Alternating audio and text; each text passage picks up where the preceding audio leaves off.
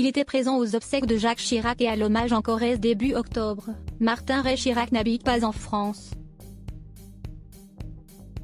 À 23 ans, le jeune homme vit et travaille à Londres. Martin Ray Chirac se devait d'être auprès des siens.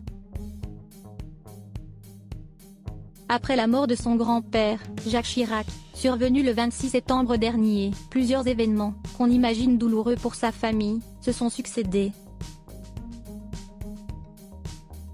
Il y a d'abord la messe d'obsèques organisée le lundi 30 septembre en l'église Saint-Sulpice, suivie de l'inhumation au cimetière du Montparnasse. Quelques jours plus tard, c'est en Corrèze que le clan Chirac s'est retrouvé pour rendre un dernier hommage à l'ancien président de la République.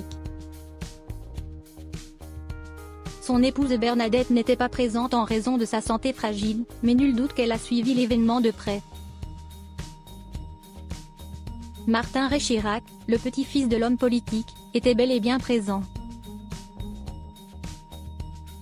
Il était important pour celui qui est déjà considéré comme la relève de la famille de soutenir ses proches dans ce deuil familial. Pourtant, le jeune homme de 23 ans ne vit plus en France. Il habite désormais à Londres, où il travaille. Après avoir suivi des études de graphisme dans la capitale britannique, il a évolué au sein de la maison de vente aux enchères Christie's, au service marketing.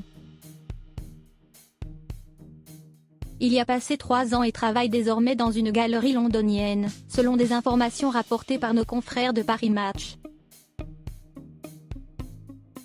C'est d'ailleurs pour ce poste qu'il avait été contraint de quitter les obsèques de Jacques Chirac un peu plus tôt que tout le monde. Lors de sa récente apparition publique en Corrèze, où il était accompagné de sa mère Claude Chirac et de son beau-père Frédéric Salat-Barou, le jeune homme a fait sensation.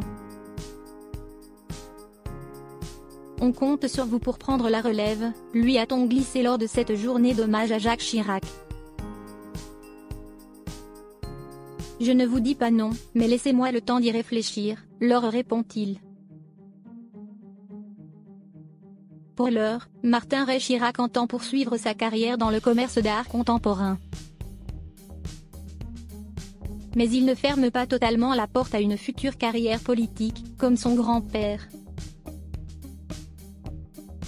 Affaire à suivre.